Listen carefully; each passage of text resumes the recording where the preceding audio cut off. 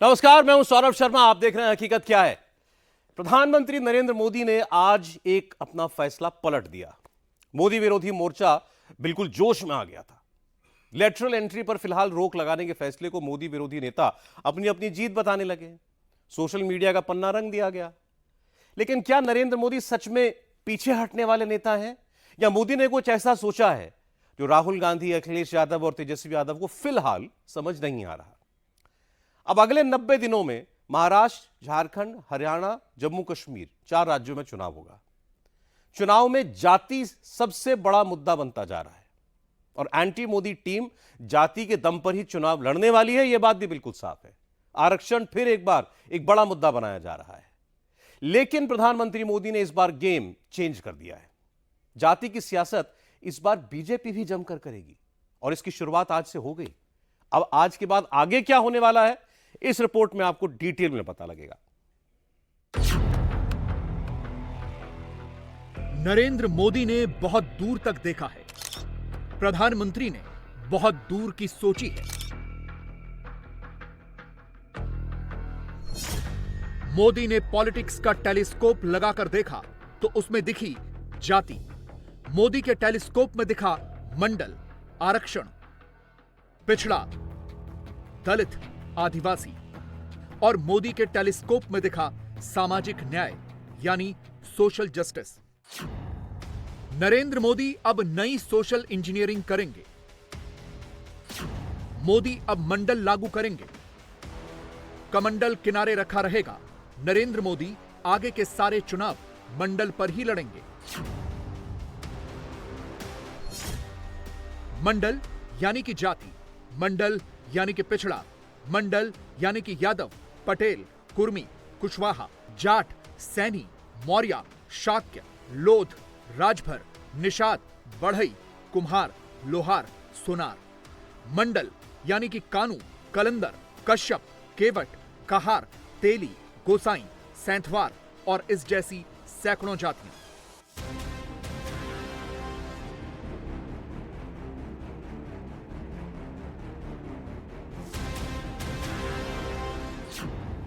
मोदी ही नहीं, देश का हर बड़ा नेता जाति गिन रहा है।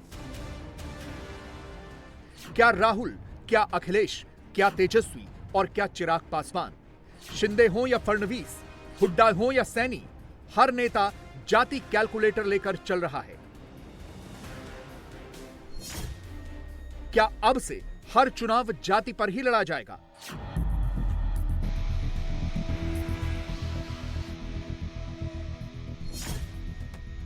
क्या जाति ही अब राजनीति का सबसे बड़ा कार्ड है?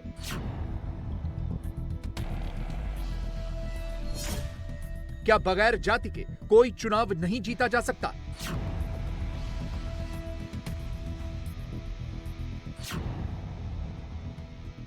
प्रधानमंत्री नरेंद्र मोदी के निर्देश पर एक बड़ा फैसला लिया गया। सरकार ने लेटरल एंट्री पर ब्रेक लगा दिया। मोदी अब लेटरल एंट्री में भी आरक्षण देंगे। ओबीसी, एससी और एसटी को आरक्षण मिलेगा। आरक्षण के सवाल पर मोदी 3.0 सरकार एक और फैसला कर चुकी है। कोटे में कोटा लागू करने के सुप्रीम कोर्ट के सुझाव को सरकार लागू नहीं करेगी। लेटरल एंट्री पर रोक लगाने के फैसले का एक दूसरा पहलू भी है। एंटी मोदी मोर्चा के नेता कहते हैं कि नई सरकार दबाव में है। जो भी मामला सोशल मीडिया पर आता है, जिस भी मुद्दे पर ऑपोजिशन अग्रेसिव होता है, वहां सरकार बैकट्रैक कर जाती है। मोदी 3.0 सरकार ने तीसरा फैसला वापस लिया है। पहले वक्फ बिल को जेपीसी में भेजा गया, फिर ब्रॉडकास्ट बिल को रीड्राफ्ट के लिए रोका गया और अब लेटरल एंट्री वाला फैसला रोक दिया गया। प्रधानमंत्री के फैसले के बाद क्रेडिट लेने की होड़ मच गई है। ये फैसला इस संविधान की जीत है। ये फैसला असंवैधानिक था, ये संविधान पर प्रहार था, ये इस देश के दलितों, वंचितों, आदिवासियों, पिछड़ों के आरक्षण पर प्रहार था। सरकार को बैकफुट पर जाकर अपना फैसला बदलना पड़ रहा है। लैटरल एंट्री मतलब सीधी भर्ती पर रोक लग रही है और इसका पूरा श्रेय मैं देना चाहूंगी अपने नेता राहुल गांधी को, कांग्रेस अध्यक्ष खड़गे जी को, समूचे विपक्ष को। पक्ष और विपक्ष के सभी नेता क्रेडिट लेने के लिए दौड़ पड़े। सबको जाति दिख रही है।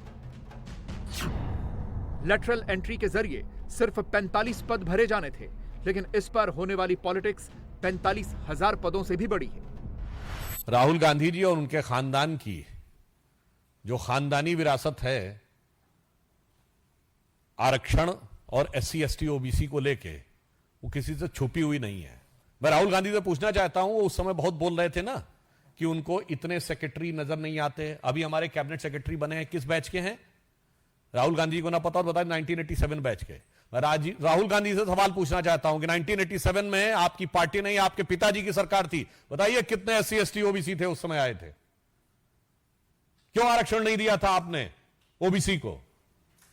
कम से कम अपने पिताजी का तो जवाब दीजिए, उसके बाद हमसे सवाल कीजिए। हर नेता का दावा है कि आरक्षण का सबसे बड़ा हिमायती वही है, और उसी के प्रेशर में आकर मोदी ने फैसला बदला है। खड़गे लिखते हैं संविधान जयते। राहुल गांधी लिखते हैं वो 50% से भी ज्यादा आरक्षण देंगे।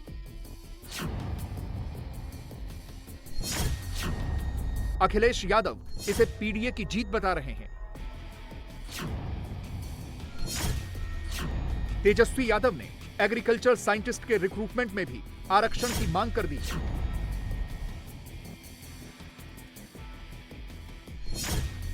मोदी के मंत्री और एलजेपी के नेता चिराग पासवान ने लेटरल एंट्री पर रोक को दलितों और पिछड़ों की जीत बताया है।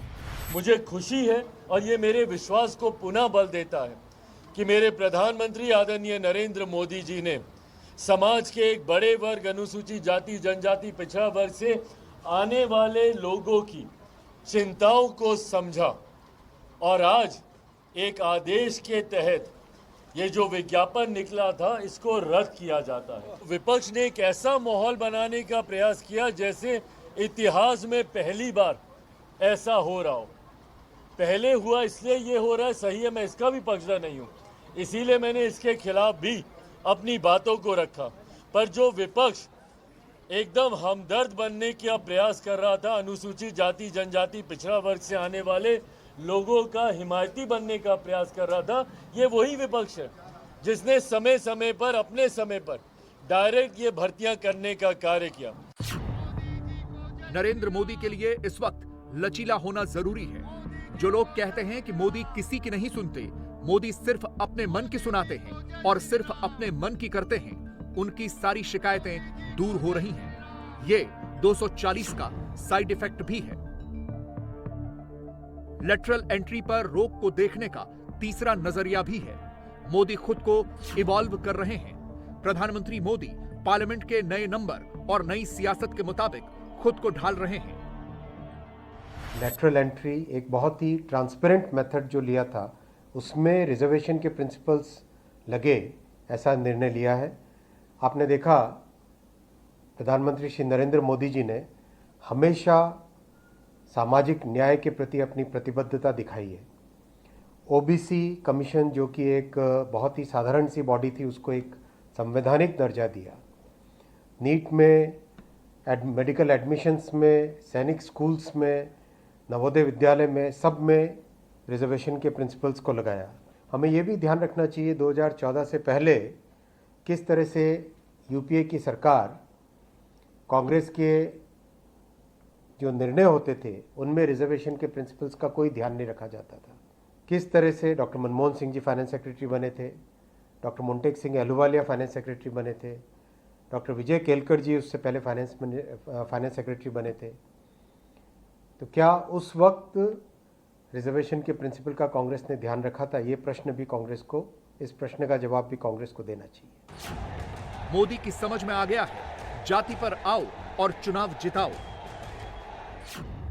यूपीएससी के चेयरमैन प्रीति सुदान को भेजी गई चिट्ठी में पीएमओ के राज्य मंत्री डॉक्टर जितेंद्र सिंह ने साफ साफ लिखा है कि मोदी लेटरल एंट्री में भी आरक्षण लागू करना चाहते हैं। मोदी सब जगह आरक्षण लागू करना चाहते हैं। मोदी मंडल पर आए तो चुनाव 1989 की तरफ जाने लगा है। बगैर जाति के अब चुनाव नहीं जीता जा सकता। कास्ट फैक्टर सबसे अहम हो गया है। जाति कैलकुलेटर लगाए बिना कोई भी काम करना अब मुश्किल हो चला है। चुनाव की पूरी लड़ाई ही जाति पर आ गई है। चंपई सोरेन कोल्हान के आदिवासी हैं, इसीलिए उनकी पूछ हो रही है। हरियाणा में सैनी हैं तो ही हुड्डा की राजनीति चल रही है। महाराष्ट्र में ब्राह्मण हैं, मराठा हैं तो शिंदे सीएम हैं। यूपी में पासी वोट अहम है, इसीलिए राहुल गांधी रायबरेली में हैं। देखिए यहाँ पे पूरी भीड़ है। ये सारे के सारे लोग जो यहाँ हैं न्याय मांग रहे हैं। क्यों? क्योंकि एक दलित युवा को जान से मारा गया है, धमकाया गया है, पूरे परिवार को धमकाया गया है, एक व्यक्ति को मारा गया है और यहाँ कोई कार्रवाई नहीं हो रही है। जो मास्टरमाइंड है, जिसने करवाया है, उसके खिलाफ कोई कार्रवाई नहीं हो रही है। मैंने परिवार से बात की, माता जी से बात की। उन्होंने कहा कि छोटा बेटा बाल काटता है, 6-7 बार युवा आए उसके पास और उन्होंने उससे बाल कटवाए और पैसे नहीं दिए। आखिरी बार पैसे नहीं दिए तो लड़के ने कहा कि देखिए आज आप मेरे को पैसे दे दीजिए, और उसके बाद उसके भाई की हत्या की गई। तो क्लियर कट अन्याय हुआ है, परिवार के खिलाफ, समाज के खिलाफ अन्याय हुआ है और इसको रेक्टिफाई करना पड़ेगा। रायबरेली में 11 अगस्त को अर्जुन पासी की हत्या कर दी गई थी। आरोप 6 से 7 लोगों पर लगे, लेकिन सब पकड़े नहीं गए। अर्जुन पासी दलित था और जिन पर हत्या के आरोप लगे वो सवर्ण थे। अब राहुल गांधी का कैलकुलेशन समझिए। यूपी की दलित जातियों में पासी नंबर 2 की दलित जाति है। यूपी में जाटव के बाद सबसे ज्यादा दलित पासी जाति के हैं। यूपी के 108 विधानसभा क्षेत्रों में पासी वोटर ज्यादा हैं। राहुल गांधी ने पासी जाति देखकर ही रायबरेली का प्रोग्राम बनाया। कांग्रेस यूपी की 10 में से 5 सीटों पर उपचुनाव लड़ना चाहती है। 2022 में कांग्रेस उपचुनाव वाली 9 सीटों पर लड़ी थी। कांग्रेस को 9 सीटों पर कुल मिलाकर 34,000 वोट मिले थे। कई सीटों पर कांग्रेस को 1% से भी कम वोट मिले थे। कांग्रेस को लगता है कि कास्ट फैक्टर ही यूपी में कांग्रेस को संजीवनी दे सकता है। राहुल गांधी दलित वोटर को अपनी तरफ खींचने का प्रयास कर रहे हैं, क्योंकि उनको लगता है कि मुस्लिम वोट पहले ही उनकी तरफ आकर्षित हो चुका है। यूपी में 10 सीटों पर होने वाले उपचुनाव से पहले बीजेपी का सदस्यता अभियान शुरू हो रहा है। इसके लिए लखनऊ में ट्रेनिंग की कार्यशाला लगी। सदस्यता अभियान में पार्टी को कहां-कहां जोर लगाना है, इसकी ट्रेनिंग मुख्यमंत्री योगी आदित्यनाथ ने दी। कांग्रेस हताश, निराश, उदास पार्टी है और वह हर मामले में झूठ का सहारा, अफवाह का सहारा लेती है। झूठ बोलने की ऑटोमेटिक मशीन बन करके रह गई है कांग्रेस पार्टी और इंडी गठबंधन के लोग, चाहे उसमें समाजवादी पार्टी को भी जोड़ लीजिए।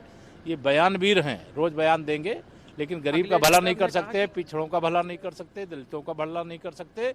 ये केवल अपने परिवार का भला कर सकते, अपनी जाति का भला कर सकते। उनका पीडीए एक बहुत बड़ा धोखा है, लोगों को गुमराह करने की एक साजिश है।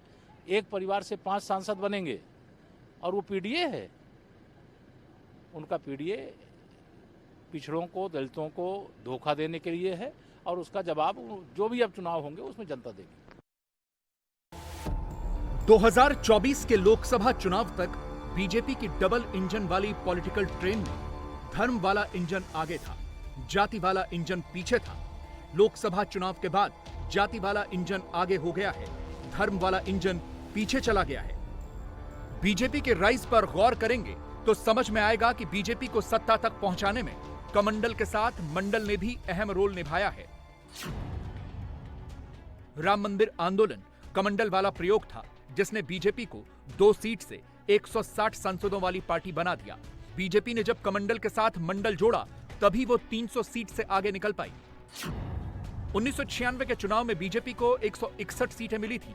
उस चुनाव में बीजेपी को जितने वोट मिले, उसका 33% हिस्सा पिछड़े वोटर्स का था।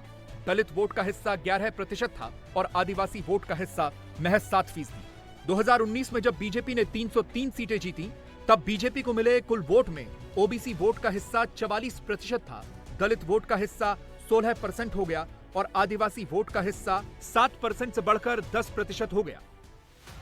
पिछड़ा वोट, दलित वोट और आदिवासी वोट ये सत्ता के पायों को मजबूत करते हैं। मोदी की पार्टी इन पायों को और मजबूत करने जा रही है। इसका रीजन अयोध्या से निकला है। 24 के लोकसभा चुनाव से ठीक पहले राम मंदिर में रामलला की प्राण प्रतिष्ठा हुई।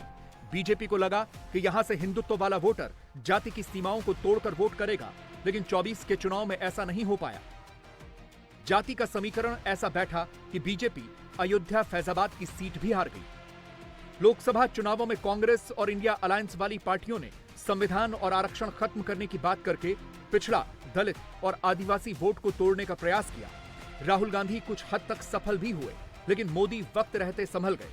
सरकार ने पहले कोटे में कोटा इशू पर सही डिसीजन लिया, फिर रिजर्वेशन करने तक लेटरल एंट्री पर ब्रेक लगा दिया। मोदी जी ने यूपीएससी के जरिए से लेटरल एंट्री लेना एक ट्रांसपेरेंसी लाने का माध्यम था, और अब उसमें रिजर्वेशन का प्रिंसिपल लाने से सोशल जस्टिस का और संविधान के प्रति प्रतिबद्धता भी स्पष्ट होती है। राहुल गांधी जी लोकसभा में नेता प्रतिपक्ष भी है, वो संवैधानिक पद पर है, बोलते समय ध्यान ही नहीं रख रहे हैं। वो कहते हैं लेटरल एंट्री के माध्यम से आरएसएस के लोगों को भर्ती किया जाता है। हम ये कहना चाहते हैं, डॉक्टर मनमोहन सिंह जी भी तो लेटरल एंट्री के ही पार्ट थे। 1976 में सीधा आपने फाइनेंस सेक्रेटरी कैसे बनाए जी? आपके जो प्लानिंग कमीशन के उपाध्यक्ष आलूवालिया जी, मोन्टेंग सिंह आलूवालिया, वो भी लेटरल एंट्री के ही पार्ट थे। तो ऐसे आपको सैकड़ों उदाहरण मिल जाएंगे। प्रधानमंत्री जी नरेंद्र मोदी जी आए तब उन्होंने कहा इसकी कोई व्यवस्था है क्या, या जिसके जी चाहे उसको ले लेते हैं। जैसे एनएससी, एक नेशनल एडवाइजरी कमीशन बनाया, सोनिया गांधी जी उनकी अध्यक्ष बनी। ये क्या है भाई? ये कॉन्स्टिट्यूशनल पोस्ट है क्या? प्रधानमंत्री कॉन्स्टिट्यूशनल पोस्ट है, प्रधानमंत्री के ऊपर आपने बैठा दिया। तो लेटरल एंट्री तो आपने शुरू की थी, मोदी जी ने व्यवस्थित की है। दलित और आदिवासी संगठनों ने कोटे में कोटा के खिलाफ 21 अगस्त को भारत बंद बुलाया है। विरोधी पार्टियां अपनी सुविधा के हिसाब से इसे सपोर्ट कर रही हैं। मकसद एक है, मोदी पर जाति वाला प्रेशर बढ़ाकर रखना। लोकसभा चुनाव के बाद जहां जहां विधानसभा चुनाव अनाउंस हुए हैं और जहां जहां विधानसभा चुनाव अनाउंस होने वाले हैं, वहां जाति का इक्वेशन ही जीत दिलाएगा। जो सही समीकरण बिठा लेगा वो जीत जाएगा। बीजेपी ने जातियों को जोड़ने के लिए धर्म वाला फेविकॉल तैयार किया था, लेकिन वो फेविकॉल जातियों को जोड़ नहीं पाया। हिंदुत्व के साथ राष्ट्रवाद वाला फेविकॉल लगा देने से जातियां कुछ समय के लिए तो जुड़ जाती हैं, लेकिन राष्ट्रवाद का ज्वार ठंडा पड़ते ही वो फेविकॉल भी कमजोर पड़ जाता है। जातियों को जोड़ने के लिए पीपी मंडल ने 1980 में जो फेविकॉल तैयार किया था, वो 44 साल बाद भी कारगर है। आरक्षण सेंटिमेंटल इशू है। नरेंद्र मोदी अब यही फेविकॉल लगाएंगे। मंडल पार्टियां अब तक इस फेविकॉल का एक लेयर लगाकर अपनी राजनीति करती रही हैं। मोदी वोट जोड़ने के लिए इसकी लेयर पर लेयर चिपकाएंगे।